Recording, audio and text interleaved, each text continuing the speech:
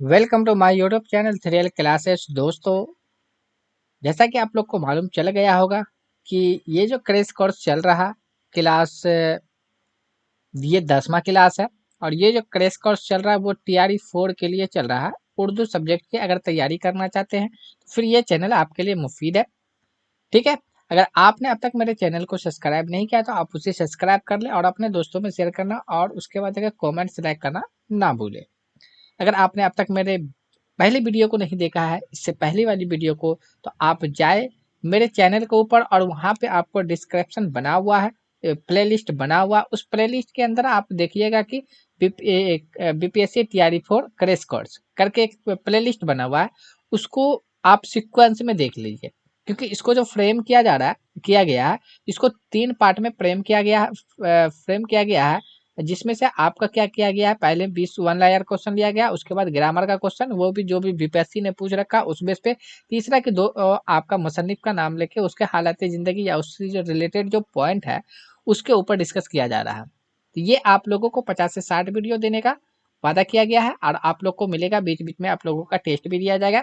ठीक है, और उसके बाद पहले अभी मैं 12 से 13 वीडियो आपको, ये जो आपका 10वां वीडियो, 2-3 वीडियो और आपको मिलेगा। मेरे ख्याल से 3 से 4 वीडियो और मिलेगा।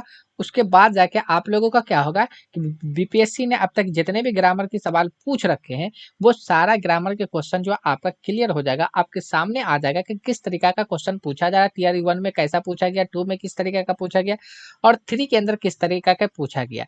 इसी बेस पे हम क्या करेंगे, एक नोट्स तैयार जो आप लोगों के लिए हो रहा है, जो टेंशन लेने की जरूरत नहीं है। 3-4 दिन आप लोगों को, मतलब कि 3-4 क्लास में आप लोग का ये जो ग्रामर वाला जो चल रहा है क्लास, ये मुकम्मल हो जाएगा। उसके बाद जाके आगे जो वीडियो मिलेगा उसको मैं सारे यानी कि ऑप्शन को क्लियर करने की कोशिश करूंगा। ठीक है, उससे जितना भी पॉइंटेज बन सकता है मैं उसको वहां पे पॉइंट भी पीपीटी के अंदर में तैयार करके आप लोगों को वहां पे पढ़ाऊंगा। ठीक है, तो ज़्यादा टेंशन लेने की ज़रूरत नहीं है। अगर आप उर्दू से टीचर बनना चाहते हैं बिहार के अंदर, बीपीएससी क्वालीफाई करके, तो फिर आपको इस चैनल से जुड़ के रहना है। और क्लास का पीडीएफ के लिए भी, अगर आप चाहते हैं कि क्लास का पीडीएफ भी मुझे मिले, तो इसके लिए टेलीग्राम चैनल से आपको जुड़ना पड़ेगा, जो वीडियो का डिस्क्रिप्शन के अंदर में मैं डाल दिया हूँ। तो बगैर किसी के देरी के अब हम लोग स्टार्ट करते हैं। जैसा कि आपको स्क्रीन के ऊपर दिखाई दे रहा है कि पहला पॉइंट यहाँ पे ये बोला गया कि उर्दू अदब के 20 वन लायर क्वेश्चन जो यहाँ पे लिया गया है, जो अहम सवाल है उसको लिया जा रहा है यहाँ पे। ठीक है, तो पहला सवाल ये है कि उर्दू आज दो, है ना, उर्दू जो आज दो रस्मुल खतूत में लिखी जाती है। यानी कि उर्दू कितने रस्मुल खतूत में लिखी जाती है, तो इसका मतलब है कि आपका दो को रस्मुल खतूत के अंदर लिखी जाती है। इसका मतलब कि आगे स्क्रिप्ट जो होता है, यानी इंग्लिश में हम लोग जिसको स्क्रिप्ट कहते हैं, तो उसी को उर्दू में कहा जाता है, रस्मुल खत कहा जाता है। जो आपका यहाँ पे एक से ज्यादा हो गया, इसलिए यहाँ पे उसको खुतूत कर दिया गया। ठीक है, स्क्रिप्ट होता है। अब इंग्लिश जो होता है, इंग्लिश आप लोगों का किस तरीका से लिखा जाता है, इसका स्क्रिप्ट जो देखा जाए, यानी कि आपका जो इंग्लिश में स्क्रिप्ट बोला जाता है, जिसको हिंदी में आपका लिपि बोला जाता है, और उर्दू में उसको कहा जाता है या इसको जो कहा जाता है स्क्रिप्ट कहा जाता है। स्क्रिप्ट आपका ये हो गया जाके, और हिंदी में कहा जाता है इसको लिपि। ठीक है, तो लिपि कहा जाता है। और आपका जो यानी कि हिंदी लिखा जाता है देवनागरिक लिपि होता है उसका, और उर्दू जो होता है उसको रस्मुल खत कहा जाता है। ठीक है, और उसके बाद जाके इसको आपका जो आपका ये इंग्लिश है, तो इंग्लिश को इस तरीका से लिखा जाता है, जिसको हम लोग इंग्लिश वाले जो वो स्क्रिप्ट कहा जाता है, इंग्लिश के लिए इस्तेमाल होता है। ठीक है, तो ये आज जो लिखा जाता है वो दो दशमलव खत के में लिखी जाती है। ठीक है, दूसरे सवाल की बात करें तो ब्रज भाषा। ब्रज भाषा जो है बैनुल सोबाई लहजा है। क्या है ये? बैनुल सोबाई लहजा है। ब्रज भाषा कैसा? बैनुल सोबाई, है ना, लहजा है। ठीक है, तीसरे पॉइंट की बात करें तो पंजाबी, दक्कनी, सिंधी। तो यानी कि पंजाबी हो गया, दक्कनी हो गया और सिंधी हो गया। और जो और ब्रज भाषा का असल जो है मखरज जो है बड़ा कर्त है। क्या है? बड़ा कर्त है। ये पॉइंट याद रखना। चौथे पॉइंट की बात करें तो जब सिंध को इस्लामी लश्कर ने फतेह कर लिया था, यानी सिंध को जब इस्लामी लश्कर ने फतेह कर लिया था, तो उसमें अरबी और फारसी जबानें बोली जाती थी। क्या किया जाता था? अरबी और फारसी जबानें बोली जाती थी। पांचवें पॉइंट की बात करें तो उर्दू की पहली तहरीक, है ना, तहरीक जो हजरत गैसो, है ना, दराज करार दिया गया था। ठीक ना। उर्दू की पहली तहरीर किसको तहरीर जो थी हजरत गैसो को जो है दराज करार दिया गया था। उसके बाद छठे पॉइंट की बात करें यहाँ पे, तो सबसे पहले जो गजल गोशायर जो है वो वली दखनी को कहा जाता है। किसको कहा जाता है? वली दखनी को कहा जाता है सबसे पहले। गजल गोशायर किसको कहा जाता है? वली दखनी को। सातवें पॉइंट की बात करें तो कुरान मजीद का उर्दू में पहला जो लफ्ज तर्जमा था वो किसने किया था? तो शाह रफीक उद्दीन ने किया था। कब किया था? तो 1786 के अंदर किया था। कुरान शरीफ का उर्दू में तर्जमा सबसे पहले लफ्जी पे जो तर्जमा किसने किया था? तो शाह रफीक उद्दीन ने किया था। कब किया था? तो ये जो किया था 1786 के अंदर किया था। आठवें पॉइंट की बात करें तो सर सैयद ने खुतबात, यानी कि सर सैयद ने खुतबात जो हमदिया इंग्लिस्तान है ना में लिखी थी। यानी कि सर सैयद जो ये जो खुतबा जो था हमदिया है ना, तो हमदिया कहाँ लिखे थे? इंग्लिस्तान के अंदर लिखे थे, है ना। उसके बाद देखिए कि रोसो की है ना, रोसो की उस आवाज को रोमानी तहरीर का मतला कहा जाता है। किस आवाज को? इंसान जो आजाद इंसान जो रहते वो जो इंसान आजाद पैदा जो करते वो। ठीक है, चलिए आगे पॉइंट करें हम यहाँ पे 10वें पॉइंट की बात करें यहाँ पे। ठीक है, एक दो क्वेश्चन यहाँ पे आई थिंक लग रहा है कि टाइपिंग जो किया गया या मिसिंग टाइपिंग किया गया। ठीक है, अच्छा कोई बात नहीं, एक दो तो क्वेश्चन टाइपिंग की वजह से यहाँ पे, इसमें और भी पॉइंटेज था यहाँ पे जिसको मतलब किया नहीं गया। चलिए 10वां पॉइंट की बात करें तो 10 किताबें। अब ये 10 किताबें है, ये मुरक्कब अददी है। मुरक्कब क्या है? अददी है। 10 किताबें क्या है? मुरक्कब। मुरक्कब आप लोगों को कई बार मैं बता चुका हूँ। मुरक्कब का मतलब ये होता है कि एक से ज्यादा लफ्जों के एक से ज्यादा लफ्ज यानी कि मुरक्कब लफ्ज जो होता है एक से ज्यादा लफ्ज जब मिलके कोई लफ्ज बनता है तो उसको मुरक्कब कहा जाता है। तो यहाँ पे ये जो लफ्ज बना है ना, एक हो गया 10, दूसरा हो गया किताबें, तो दो लफ्ज हो गया जाना, एक से ज्यादा हो गया इसलिए मुरक्कब हो गया। अब लेकिन यहाँ पे ये अददी, अददी जो बना वो अदद से बना है। अदद का मतलब क्या हो जाता है? गिनती हो जाता है। क्या हो जाता है? गिनती हो जाता है। तो यहाँ पे गिनती की बात कहा गया था, इसलिए 10 जो आपका कहाँ पे हो गया? 10 गिनती आ गया, और ये दोनों मिलके क्या बन गया? मुरक्कब अददी के अंदर चला आया। ये अददी जो एक सिफत के अकसाम के अंदर आता है। जब भी अददी की बात आती है तो वहां पे एक चीज आपके जहन में आना चाहिए, मिकदारी आपके जहन में आना चाहिए। मैं बार बार आप लोगों को जहाँ जो पे जो चीज जहन में आ सकता है मैं वहां पे आप लोगों को बता भी देता हूँ। ठीक है, जहाँ पे अददी की बात हुआ होती है वहां पे मिकदारी की बात होती है। ये जो है ना मतलब कि देखने में एक तरीका से सेम ही होता है, लेकिन इसका क्या होता है? इस्तेमाल जो होता है दोनों का अलग अलग होता है। यानी कि जब नाप तौल की यूनिट इसके साथ रहती है, नाप तौल की यूनिट रहेगा तब जाके ये किसके अंदर चला जाता है? मिकदारी के अंदर। जैसे अगर यहाँ पे 10 किताबें लिख दिया गया था, तो ये 10 किताबें आपको यहाँ पे 10 किताबें मिसाल दिया गया था, तो 10 किताबें जो आपका 10 किताब को हम क्या कर सकते हैं? गिन सकते हैं। ठीक है, तो इसका मतलब हो गया जाके आप सिफत अददी के अंदर है। उसी तरीका से 10 यहाँ पे लिखा गया किलो, 10 किलो, है ना। अब यहाँ पे 10 किलो आम, है ना। अब देखिए ये भी एक से ज्यादा लफ्ज है, इसको हम मुरक्कब कह सकते हैं। ठीक है, कोई दिक्कत नहीं।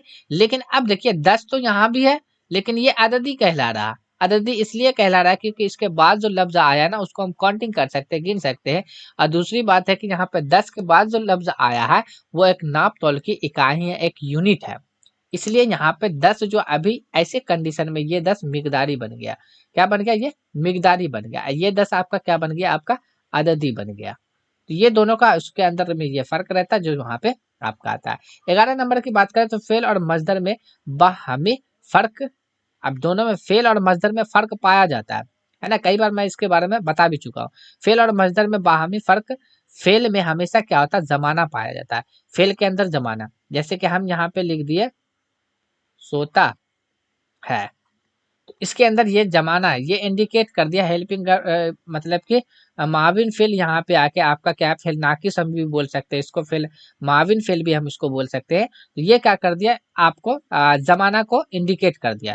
तो ये आपका किसके अंदर चला गया? फेल के अंदर चला गया। लेकिन मजदर के अंदर क्या आता है? जैसे कि सैंपल सा आ गया यहाँ पे सोना, है ना, इसके अंदर जमाना नहीं है, जबकि मजदर में नहीं। कहा गया है ना कि फेल में हमेशा जमाना पाया जाता है, मजदर में नहीं। मजदर के अंदर जमाना नहीं पाया जाएगा। ठीक है, जैसे कि हम कैसे जितना भी आपका जिसको हम लोग फेल मानते हैं, रोना धोना हंसना गाना, एक्चुअल में अगर ये दोनों को मजदर और फेल में फर्क जब जानने की बात आती है तो वहां पे वो क्या आ जाता है, बारीकी फर्क है, एक तरीका से बाहमी फर्क है, यहाँ पे थोड़ा सा ध्यान देने की जरूरत है। ठीक है, चलिए आगे पॉइंट है कि 12 नंबर की मेहर नमरूज, है ना, मेहर, है ना, मेहर नमरूज। ये मेहर नमरूज एक जो किताब है जिसके जो मुसन्निफ कौन है, आपका गालिब है। कौन है, गालिब है। उसके बाद देखिए शाहनामा इस्लाम, शाहनामा इस्लाम भी एक तसन्निफ है जो आपका किसका है, हाफिज जालंधरी का है। किसका, हाफिज जालंधरी का है शाहनामा इस्लाम। यानी शाहनामा इस्लाम जो एक जो किताब है जिसके मुसन्निफ जो कौन है, हाफिज जालंधरी है। आगे हम लोग बात करते हैं 14 नंबर का। मसनफी के 8 दीवान है। मसनफी के कितने दीवान है, 8 दीवान है। कितने दीवान है, 8 दीवान। उसके बाद देखिए 15 नंबर पे कि दहली, दहली मरहूम जो है ये हाली का मरसिया है। दहली मरहूम किसका मरसिया है, हाली का मरसिया है। पहला पॉइंट तो यहाँ पे 2 पॉइंट निकल के आ रहा है कि दिल्ली मरहूम क्या है, तो एक मरसिया है। दूसरी बात है इसका मुसन्निफ कौन है, तो हाली है।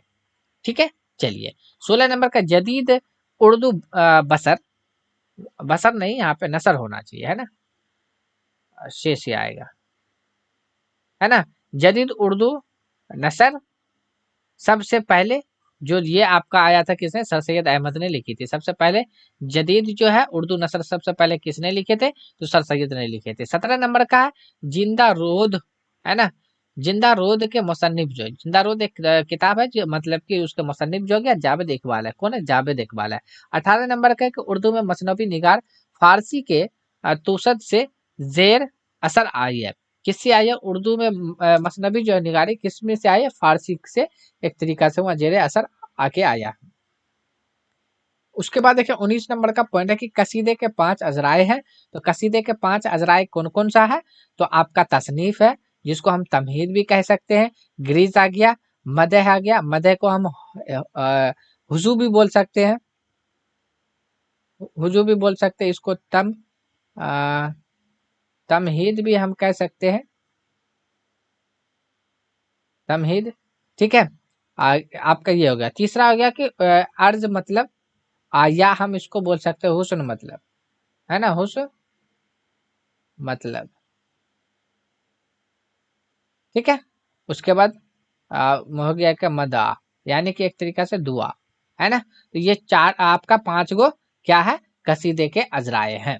चलिए अब ये वन लायर वाला लास्ट क्वेश्चन यहाँ पे ये पॉइंट है 20 नंबर के कि उर्दू जबान की पैदाइश की बात अगर करें तो शुमाली हिंद में हुई है।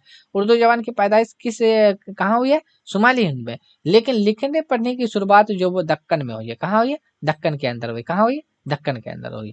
चलिए अब यहाँ से सवाल ये आता है ग्रामर का सवाल। तो स्क्रीन के ऊपर देखिए आपको दिखाई दे रहा है कि BPSC TRE 1 Urdu grammar question, ये क्लास 9th एवं 10th का है। कौन सा है, लैंग्वेज पेपर में जो पूछा गया था वो यहाँ पे ग्रामर लिया गया है। चलिए अब यहाँ पे से स्टार्ट होता है सवाल। यहाँ पे ये बोला गया है कि नंबर 51 था 52 अल्फाजों के जिद अजदाद का निशानदेही करना है, यानी कि 51 से 52 तक में आपको क्या करना है, उसका जिद बताना। तो नुकसान, नुकसान का क्या होता है, फायदा होता है। इसमें कुछ बताने का है नहीं, नुकसान का फायदा। चलिए ये अजदाद में क्या कुछ भी बताने का नहीं है। 52 नंबर में कि लायक, लायक का क्या हो जाएगा, नालायक हो जाएगा। ऑप्शन नंबर बी आपका सही जवाब हो जाएगा। उसके बाद देखिए आप लोगों को कहाँ पे चलना है, चलिए किस्म की जमा, है ना, कस्म की जमा क्या हो जाएगी। ऐसा कीजिए इसको आप लोग कमेंट सेक्शन में दिए, मैं बार बार कमेंट सेक्शन में 2-3 क्वेश्चन छोड़ रहा हूँ लेकिन आप लोग अब तक भी रिप्लाई नहीं दिए हैं। ठीक है, लेकिन इस बार दे दीजिएगा। चलिए आगे चलते हैं हम 54 नंबर के अंदर में। पहले लेकिन डायरेक्शन दिया हुआ, इस डायरेक्शन को पढ़ लेते हैं कि दर्ज झेल जुमलों को पढ़े और बताए के खत कुशा हिस्सों में क्या कोई गलती है, अगर है ना, क्या कोई गलती है। अगर आप समझते हैं कि इसमें से एक से ज्यादा गलतियां हैं तो डी ऑप्शन को सेलेक्ट करना है। अगर इसमें से कोई भी गलतियां नहीं है, ई ऑप्शन को सेलेक्ट करना है। तो अब देखिए हमारे मुल्क हिंदुस्तान पर, एक में दिया हुआ कि हमारे मुल्क हिंदुस्तान पर नहीं, हमारे मुल्क हिंदुस्तान में, ये तो गलत है। बड़े बड़े दरिया बहती है, लंबी लंबी दरिया बहती है, तो ये भी आपका बहती तो यहाँ पे ठीक है, दरिया बहती है यहाँ पे तो ठीक है, लेकिन दो ठो चीज गलत है, एक से ज्यादा गलत है। इसलिए जब गलत एक से ज्यादा रहेगा तो हम इसको क्या करेंगे, किसके अंदर रखेंगे, जो क्या बोला गया था, जो आपका एक से ज्यादा जब गलत होगा ना, ज्यादा गलतियां हो तो उसको डी निशानदेही करना। ऑप्शन नंबर डी आपका 54 का कितना हो जाएगा, ऑप्शन नंबर डी आपका सही जवाब हो जाएगा। ठीक है, चलिए, है ना। तो वो क्वेश्चन मैं दिखा रहा हूँ कि किस किस तरीका का पूछा भी जा रहा है। चलिए, है ना। 55 नंबर का है कि अब उसी का है, हिंदुस्तान हमेशा जुल्म तशद्दुद के खिलाफ रही है। तो देखिए, हिंदुस्तान हमेशा, है ना, जुल्म तशद्दुद के खिलाफ रही है। ये सारी की सारी बात सही है। जब सारी की सारी बात सही है तो ऑप्शन नंबर ये आपका सही जवाब हो जाएगा। ठीक है, 56 का हो गया, 55 का हो गया, 55 का ही। चलिए, आगे देखिए, यहाँ पे ये बोला गया है 56 नंबर में, लेकिन थोड़ा डायरेक्शन है कि दर्ज झेल फकरों के लिए मुनासिब अल्फाज की क्या करना है आपको। 56 नंबर में पूछा गया, तो फकरों को मुनासिब अल्फाज लगाना। तो सोने की रंगत वाला, तो सोने की रंगत वाला जो आपका क्या होता है, सुनहरा होता है। ऑप्शन नंबर सी आपका सही जवाब हो जाएगा। आगे देखिए, यहाँ पे 57 नंबर के अंदर किसी चीज को अचानक उचक लेने वाला है। तो किसी भी चीज को अगर उचक ले लेते हैं तो ऐसा कीजिए, इसका भी जवाब आपको क्या करना, कमेंट सेक्शन में देना है। दो क्वेश्चन, 2 से 3 क्वेश्चन मैं छोड़ूंगा ही छोड़ूंगा, 57 का कमेंट सेक्शन के अंदर जवाब देना। चलिए, 58 नंबर के अंदर की जेल में से मुहावरा के सही मफहूम की निशानदेही कहते हैं। सही मफहूम करना, आस्तीन का साफ होना। तो आस्तीन का साफ होना, छुपा हुआ दुश्मन, है ना। तो इसका जो आस्तीन का साफ होना, छुपा हुआ दुश्मन ही होगा। ऑप्शन नंबर एक आपका सही जवाब हो जाएगा। यहाँ पे आपका मुहावरा में मफहूम पूछ रहा है तो कोई चीज बताने का है ही नहीं यहाँ पे। चलिए, अब यहाँ पे है कि 59 नंबर में है कि नुक्ते निकालना। नुक्ते निकालने का मतलब शिकायत करना नहीं, है ना। ऐब निकालना, नुक्ते निकालने का मतलब ऐब निकालना। ऑप्शन नंबर बी आपका सही जवाब हो जाएगा। चलिए, उसके बाद देखिए, यहाँ पे 60 नंबर का कि अपने पाँव में अपने आप एक तरीका से कुल्हाड़ी मारना। तो अपने पैर में अपने से कुल्हाड़ी मारना क्या है, खुद का अपने, खुद ही अपना नुकसान कर लेना। यही ऑप्शन नंबर एक आपका सही हो जाएगा। यानी अपने पाँव पे अपने से कुल्हाड़ी मारेंगे तो क्या होगा, खुद का नुकसान होगा ना। तो ये आपका ऑप्शन नंबर एक हो जाएगा। अब यहाँ पे से देखिए, आप लोगों का 60 नंबर में, 60 से 61 में बोला गया है कि दिए गए जुमले में दिए गए हैं कि हर सवाल के नीचे 5 ऑप्शन दिया हुआ है। चलिए, ठीक है, यहाँ तक आपको सही जवाब चुनना है, इसमें सही जवाब चुनना है। अब देखिए, पटना खूबसूरत शहर है एक, तो इसको सही करना है, इसको सुधारना है। जो चीज गलत यहाँ पे ले, पटना शहर है एक खूबसूरत, ऐसे नहीं, पटना एक शहर है, पटना एक खूबसूरत शहर है। हाँ, ये हम कह सकते हैं। ऑप्शन नंबर बी आपका सही जवाब। चलिए, उसके बाद देखिए, 62 नंबर का क्या कह रहा है, 62 नंबर का ये कह रहा है कि आपका 62 नंबर का कह रहा है कि आ, उठा करो जल्दी सुबह। अब इसको सुधारना, सही करना, जल्दी सुबह उठा करो, है ना। नहीं, उठा करो सुबह जल्दी नहीं, सुबह जल्दी उठा करो। तो पहले आपका यहाँ पे ऑप्शन नंबर सी आपका सही जवाब हो जाएगा कि सुबह आपको क्या करना चाहिए, जल्दी जगना चाहिए, उठना चाहिए। उसके बाद देखिए, यहाँ पे से 63 से 64 में मुहावरे दिए गए हैं, हर मुहावरे के नीचे 5 है। तो उसका क्या करना, माने बताना, सही जवाब पता है, बताना है। तो मुहावरा पूछा जा रहा है, इसको जल्दी से करके लिख लेंगे। आप जहाँ पे समझाने का होगा वहां पे हम लोग पहुंचेंगे। आंखें बिछाना, आंखें बिछाने का मतलब जमीन पर आंखें बिछा देना नहीं, है ना। बहुत ऊंचा उछलना नहीं, है ना। बहुत इज्जत करना, आंखें बिछाना का मतलब बहुत इज्जत करना, एक तरीका से आपका ये क्या हो गया, ऑप्शन नंबर सी आपका सही जवाब हो जाएगा। उसके बाद देखिए, क्या है, बाग बाग होना, बाग बाग होना, बाग बाग घूमना नहीं, है ना। बार बार घूमना नहीं, हर बाग घूमना नहीं। यानी कि इनमें से कोई नहीं। बाग बाग का मतलब हो गया कि बहुत ज्यादा खुश हो जाना, है ना। आज मेरा दिल बाग बाग होकर आई है कामयाबी मिलने के बाद, इस तरीका से। यहाँ पे ऑप्शन नंबर ये आपका सही जवाब हो जाएगा। चलिए, 65 का देख लेते हैं। 65 में क्या कह रहा, 65 में कह रहा है सुबह का मंजर बहुत खूबसूरत होता है। खूबसूरत का मुज़ात बताना। तो मुज़ात मैं आप लोगों को बता चुका हूँ कई बार, ये अपोजिट वर्ड होता है, यानी अपोजिट बताना है, जिसको हम लोग एक तरीका से, इसको हम लोग जिद कहते हैं, है ना। यानी विलोम शब्द कहते हैं, कई बार मैं बता चुका हूँ, है ना। यानी कि एंटोनियम, एंटोनियम इसको कहा जाता है, ठीक है। तो ये पूछा जा रहा है कि खूबसूरत का, तो खूबसूरत का क्या हो जाएगा, बदसूरत। ठीक है, ऑप्शन नंबर सी आपका सही जवाब हो जाएगा, बदसूरत हो जाएगा। चलिए, 65 के बाद अब हम लोग 66 पे चलते हैं। 66 67 में देखिए क्या कहा गया है। 66 67 में बोला जा रहा है कि यहाँ पे जो ऑप्शन दिया हुआ है कि में से मुतरादिफ लफ्ज अल्फाज लिखे गए हैं, तो उसमें से सही चुनना। मुतरादिफ का मतलब होता है साइनोनियम्स,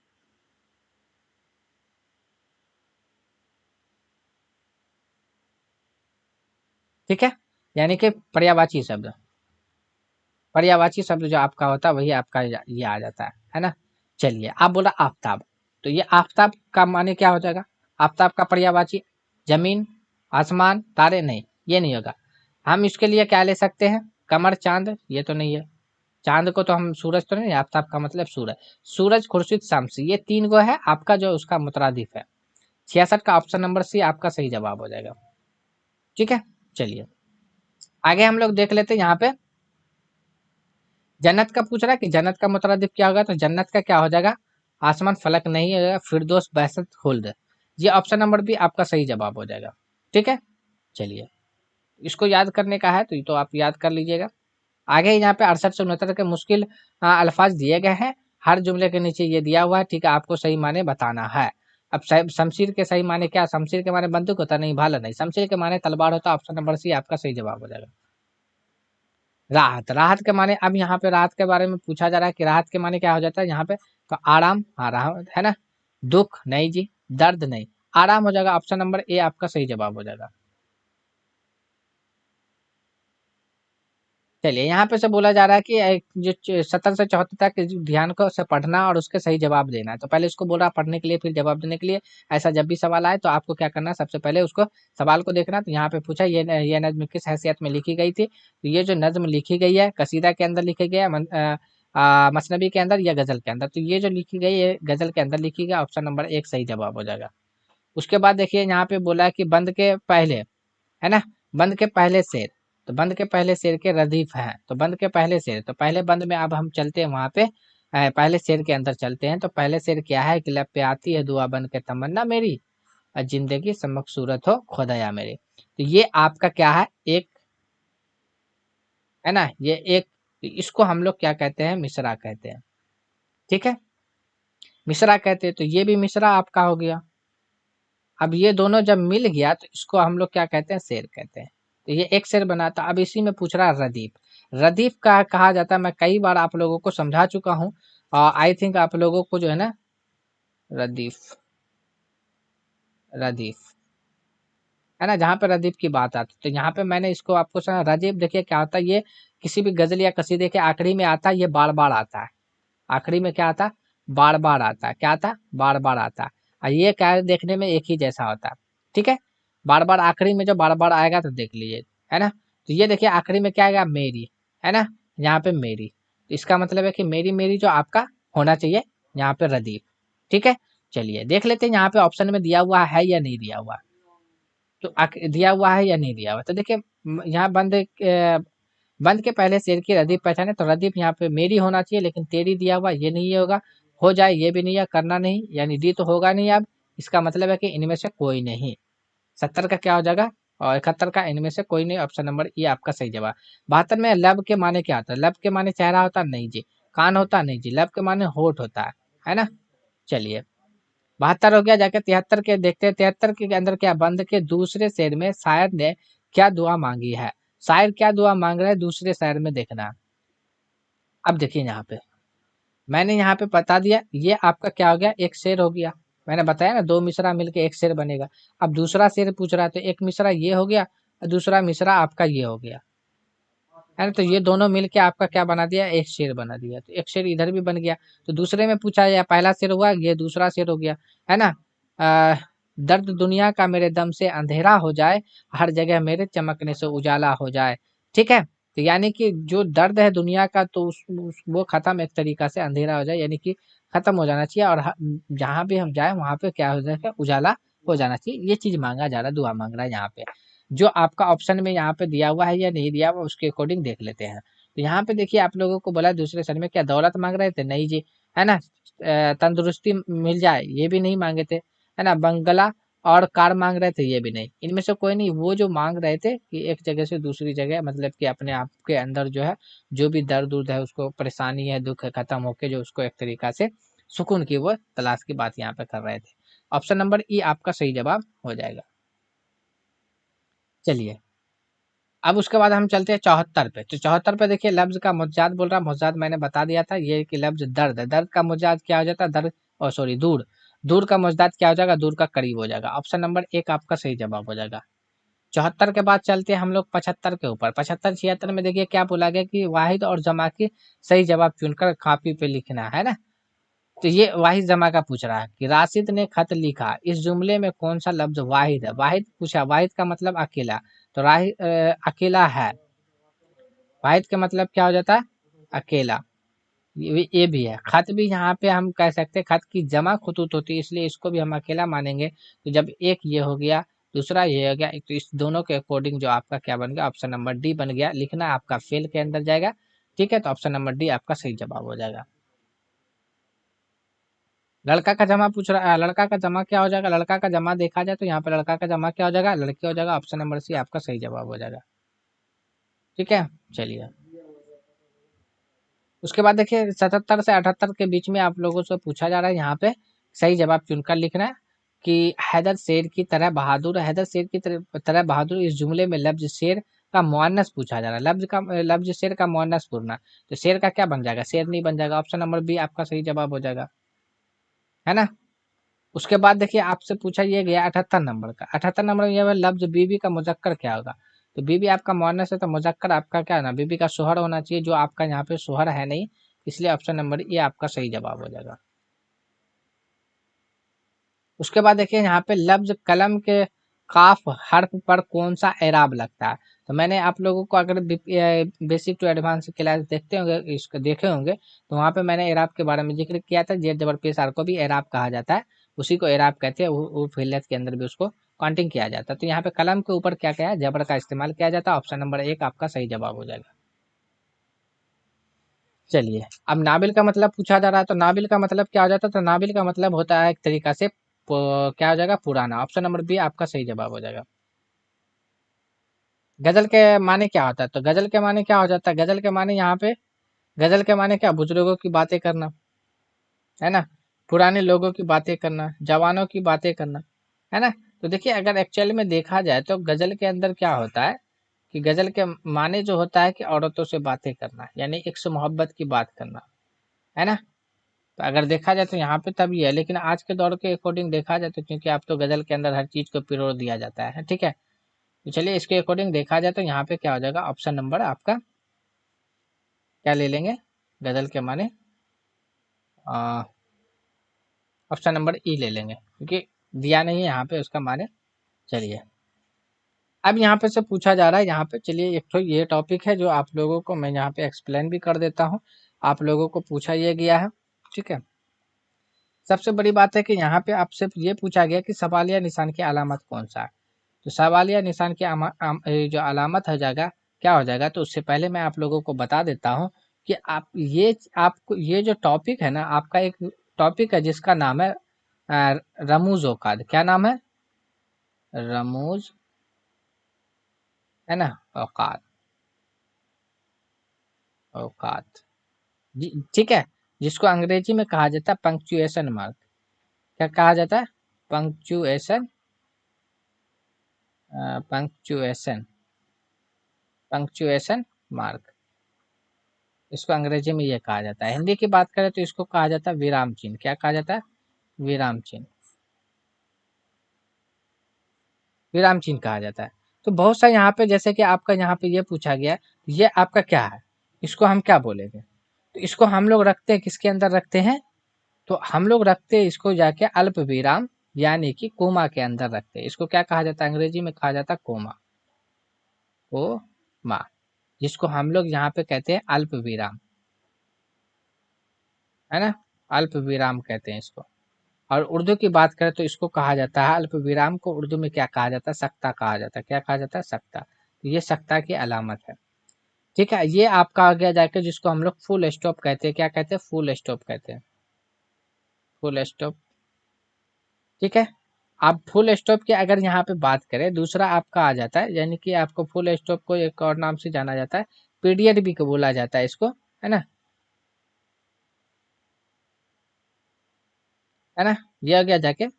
अब उसके बाद जाके फुल स्टॉप, यानी कि एक तरीका से फुल स्टॉप पूर्ण विराम, पूर्ण विराम, पूर्ण विराम। और उर्दू की अगर बात करें तो पूर्ण विराम को कहा जाता है खात्मा।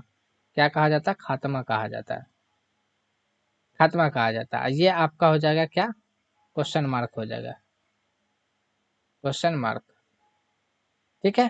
या हम इसको बोल सकते हैं इंट्रोगेटिव भी बोल सकते हैं, क्या कह सकते हैं, है ना, इंटेरोगेटिव भी बोल सकते हैं, इंट्रोगेटिव है ना, इंट्रोगेटिव मार्क्स भी हम इसको बोल सकते हैं, जिसको हिंदी में कहा जाता है प्रश्नवाचक।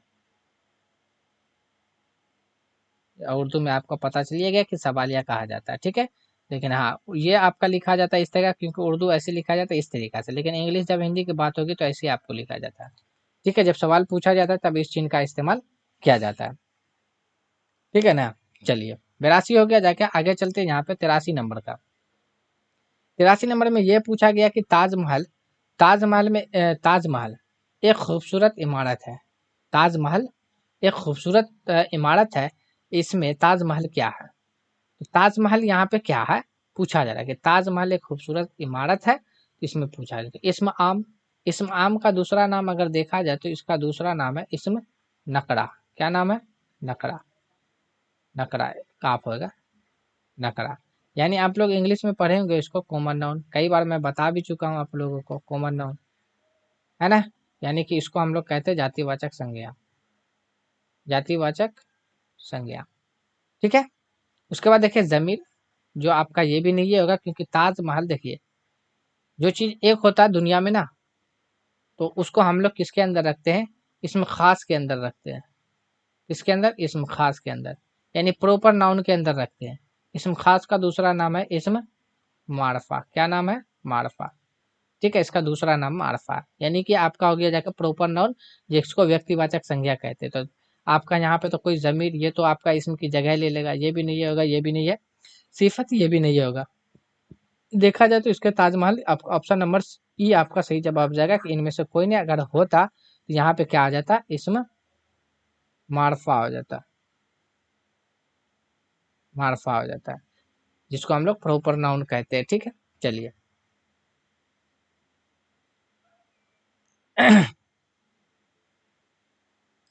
उसके बाद है कि मवालगा की तारीफ बताने के लिए पूछा जाए, मवालगा की तारीफ करें तो बढ़ा चढ़ाकर जो बयान बात किया जाता है उसी को मवालगा कहा जाता है। कई तो क्वेश्चन के अंदर पूछा गया था जो मैंने आप लोगों को बता दिया था। उसके बाद है कि माने के एतबार से इसम के कितने किस्में, तो माने के एतबार से इसम के दो किस्में, जो आपको अभी मैंने बताया था कि इसम आपका हो गया जाके मारफा, दूसरा आपका अगर बात करें तो इसम हो गया जाके आपका नकड़ा,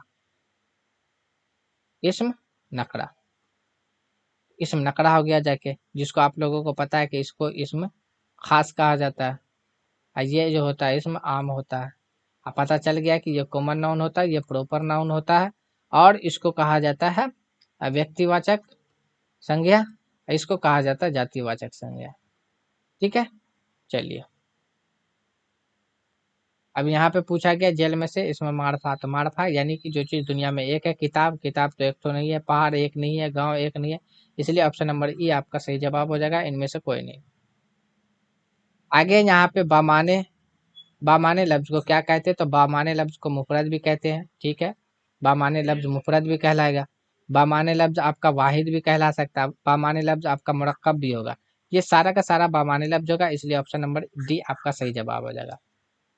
बामाने लफ्ज का मतलब है कि जिस लफ्ज के पास अपना माने हो। अब जैसे कि मान लीजिए एग्जाम्पल के तौर पे हमने यहाँ पे लिखा मस्जिद, ठीक है, मस्जिद लिख दिए, तो ये जो मस्जिद है तो आप इसको हम बोल सकते हैं ना मुफरद है, और ये आपका वाहिद भी है, ये दोनों हो गया। अब कुछ ऐसा ले लेते हैं जैसे हमने लिखा यहाँ पे ईद गाह, है ना, नहीं ये नहीं हो जाएगा।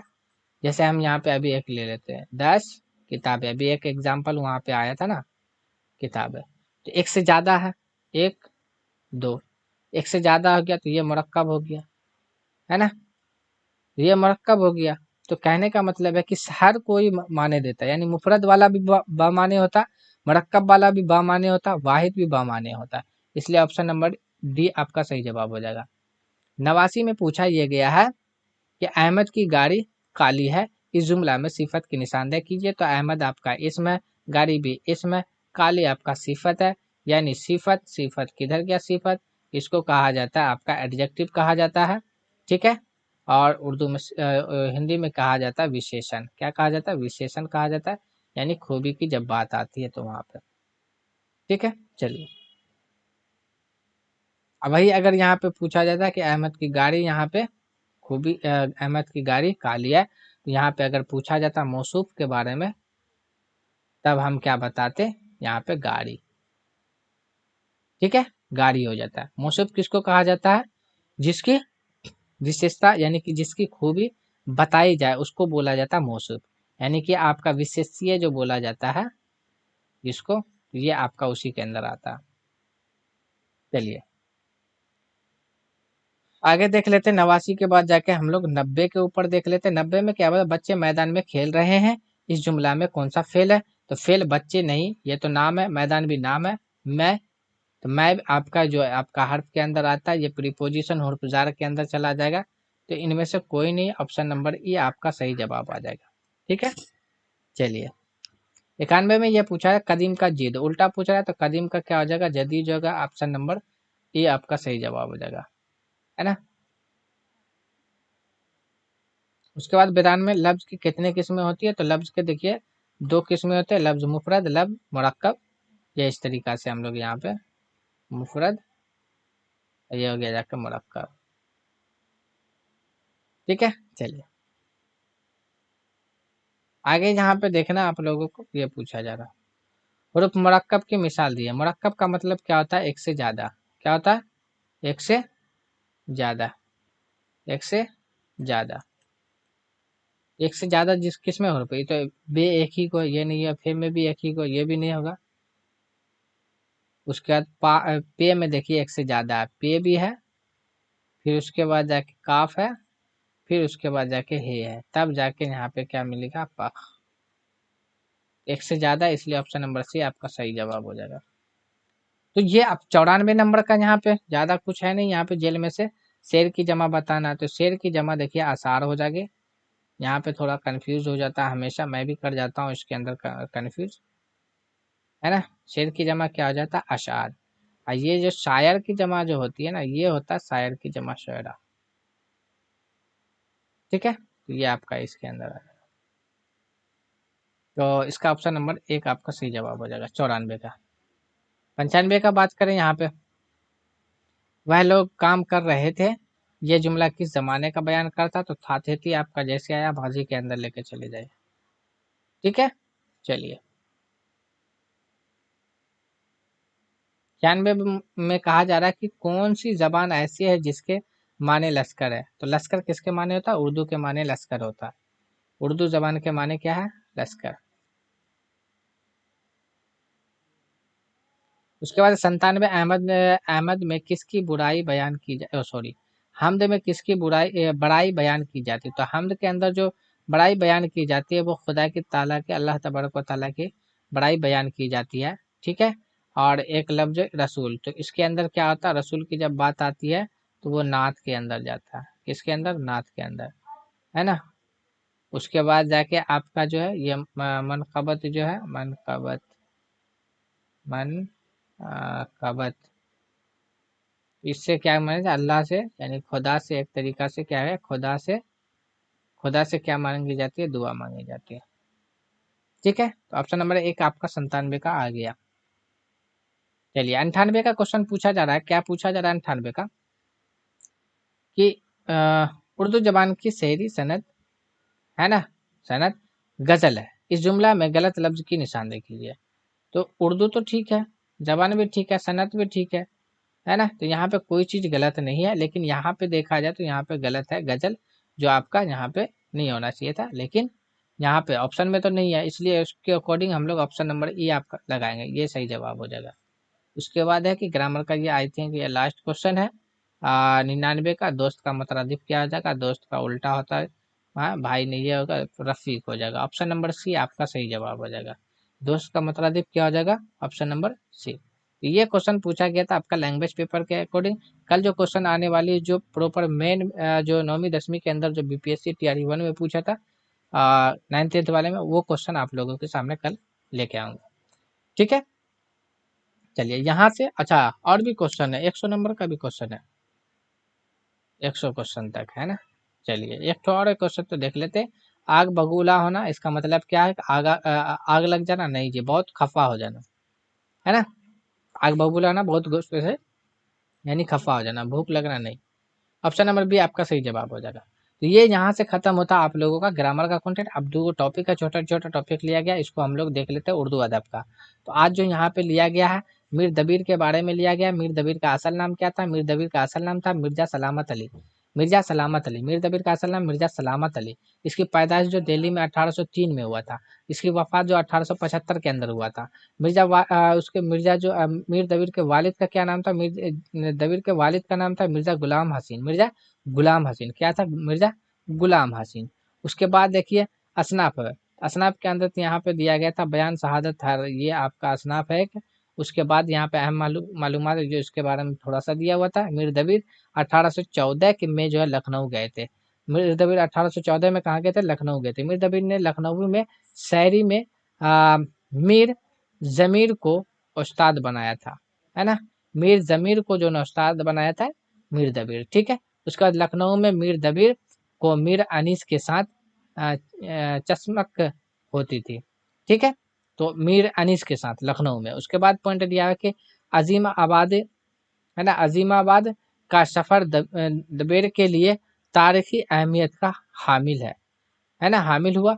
उसका दबीर के दफन को आज, है ना, गोचा दबीर कहते हैं। यानी कि जहाँ पे जो दबीर को जो आप दफन किया किया हुआ है, तो उसको जगह को एक तरीका से क्या कहा जाता है? गोचा दबीर के नाम से जाना जाता है। इतना पॉइंट था यहाँ पर से मिस्टर आपका दबीर खत्म हो गया। उसके बाद आता है यहाँ पे नज़ीर अहमद के बारे में। तो डिप्टी नज़ीर अहमद, ये डिप्टी नज़ीर अहमद क्या नज़ीर अहमद, है ना, ये आपका वो 1836 में जो है ना जिला पोखरिया, है ना, यही जो है मतलब का आवाई वतन भी है। आवाई वतन जो पोखरिया, ये 1836 के अंदर नज़ीर अहमद पैदा हुए थे।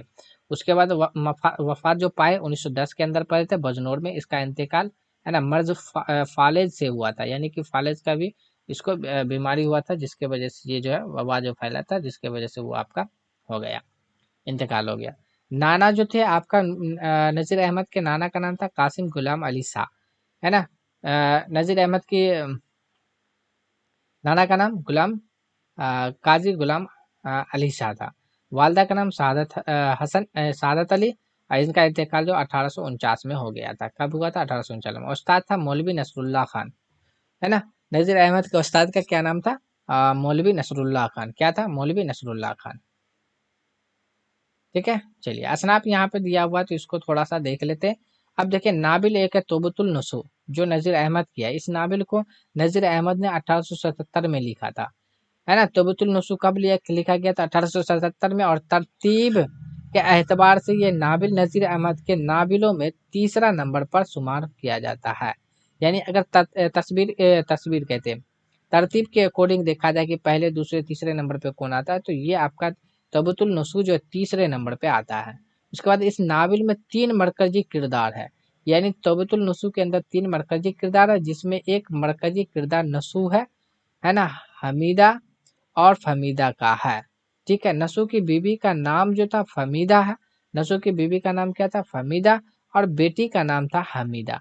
नसू की बीबी का नाम फमीदा और बेटी का नाम हमीदा था, है ना। मिर्जा जाहिर दार, है ना, मिर्जा जाहिरदार बेग इसी नाबिल का किरदार है। यानी मिर्जा जाहिरदार बेग जो है, यानी कि तोबतुल नसू का ही किरदार है। जो कलीम के दोस्त थे, है ना, जो किसके दोस्त थे? यानी मिर्जा जाहिर दार बेग जो थे वो कलीम के दोस्त थे। इस नाबिल में फौज में इस नाबिल में फौज में कलीम की भर्ती होती है। यानी कि इस ये जो नाबिल जो है, इसमें जो नाबिल जो लिखा गया, इसमें फौज में भर्ती होता है। कलीम का जो है उसमें भर्ती होता है। और कलीम और मिर्जा जाहिर दार जो दोनों एक दोस्त है, ठीक है। चलिए आगे देख लेते हैं। यहाँ पे इसको और अच्छा है, आप पॉइंट यहाँ पे भी दिया हुआ ना, है ना। बना बनातुल नस नास, है ना, जो आपका 1872 में। इब्नुल वक्त जो 1888 में मंसूर अ, होता है, ठीक है। रवाए सादका, उसके बाद वगैरह नज़ीर अहमद के नावल है। यानी ये जितने भी चीज़ें, ये भी नाम जितना बताया गया था, यानी मंसूर मोहता मंसूर मोहता जो है ये भी आपका जो है नज़ीर अहमद के ही नावल का नाम है। अहम मालूमात थोड़ा सा इसको देख लेते हैं यहाँ पे। अहम मालूमात में कि नज़ीर अहमद को उर्दू का पहला नावल निगार कहते हैं। नज़ीर अहमद को उर्दू का पहला नावल निगार कहते हैं। नज़ीर अहमद का ताल्लुक जो है उर्दू के जो नस्र सनफ नाबिल से था। नस्र सनफ किससे था? नाबिल से था। उसके बाद देखिए नज़ीर अहमद ने ही क्या किया? नज़ीर अहमद ने ही सनफ नाबिल का आगाज किया था, है ना। नज़ीर अहमद ने ही सबसे पहले तालीम नस्वा को मौजू बनाया था। यानी सबसे पहले किसने तालीम नस्वा को मौजू बनाया था? यानी कि तालीम नस्वा का मतलब है कि महिलाओं की तालीम के लिए की जो बात किया था वो नज़ीर अहमद ही उसका मौजू बनाया था अपने नावल के जरिए। ठीक है, आगे देखिए। नज़ीर अहमद आला तालीम हासिल करने के लिए दिल्ली गए थे। नज़ीर अहमद कहाँ गए थे आला तालीम हासिल करने के लिए? दिल्ली गए थे, और दिल्ली कॉलेज में दाखिला लिया। दिल्ली कॉलेज में दाखिला लिया। नज़ीर अहमद ने हुसूल मास के लिए इदारा टेम्पल साहब की मुलाजमत अख्तियार कर ली और साबा तालीम में 40 रुपये माह पर मुलाजमत करना शुरू कर दिए थे। कितने रुपए महीना में जो है आपका टेम्पल साहब की मुलाजमत अख्तियार कर ली थी, तो वो आपका था तालीम नस्बा में जो अख्तियार किया था, तो 40 रुपये पे था। आगे कि नज़ीर अहमद के नाम है ना, नाम के साथ डिप्टी का साबका नस्बत डिप्टी कलेक्टर यानी डिप्टी कलेक्टर को वाज़ेह करता है। किसको करता है? डिप्टी कलेक्टर को वाज़ेह करता है। उसके बाद दिल्ली और औरंगाबाद मस्जिद में नज़ीर अहमद को मौलवी अबद खालिक दरवेश देता था, है ना। दर्जे मतलब सबक, मतलब कि ये जो आपका उसके उस्ताद थे। आगे चलिए। डिप्टी नज़ीर अहमद के नाबिल इस्लाही नुक्ता नज़र के हामिल थे। ठीक है, अगला पॉइंट है कि नज़ीर अहमद ने कुल 7 नाबिल लिखे। नज़ीर अहमद ने कुल कितने नाबिल लिखे थे? 7 नाबिल लिखे थे। नज़ीर अहमद का तबादला जो है आपका कानपुर में डिप्टी, है ना, आगे आ ही गया यही पॉइंट यहाँ पे। डिप, डिप्टी डिप्टी इंस्पेक्टर के ओहदे पर हुआ था, है ना। तो डिप्टी इंस्पेक्टर के ओहदे पे किसका हुआ था? कानपुर में हुआ था तबादला नज़ीर अहमद का। ठीक है, तो ये आपका 2 पॉइंट था जो दो वो अदब से लिया गया था, दबीर के बारे में, दूसरा आपका नज़ीर अहमद के बारे में। ठीक है, तो ये था आज का क्लास। तो किस तरीका का क्लास लगा तो आप लोग कमेंट सेक्शन में बता सकते हैं। अगर आपने अब तक मेरे चैनल को सब्सक्राइब नहीं किया तो आप उसे सब्सक्राइब कर ले, अपने दोस्तों में शेयर करना ना भूले, लाइक कमेंट्स करना ना भूले। ठीक है, तो फिर मिलते हैं हम लोग अगली वीडियो में, अगला सेशन में जो आपका आने वाला है। तो 9th-10th का क्वेश्चन आने वाला है। फिर से 9th-10th का ही क्वेश्चन आएगा जो आपका रहेगा TRE 1 का जो पूछा गया है 9th-10th का, वो आपका जनरल स्टडी उर्दू लैंग्वेज करके क्वेश्चन, उर्दू लैंग्वेज नहीं, हाँ, उर्दू लैंग्वेज करके क्वेश्चन आएगा। ये प्रॉपर लैंग्वेज का क्वेश्चन था 9th-10th का जो आप लोगों को आज बताया गया था। ठीक है, तो कैसा रहा सेशन कमेंट सेक्शन में बता सकते हैं। चलिए आज के लिए बस इतना है, फिर भी हम लोग मिलते हैं अगली वीडियो में। थैंक्स।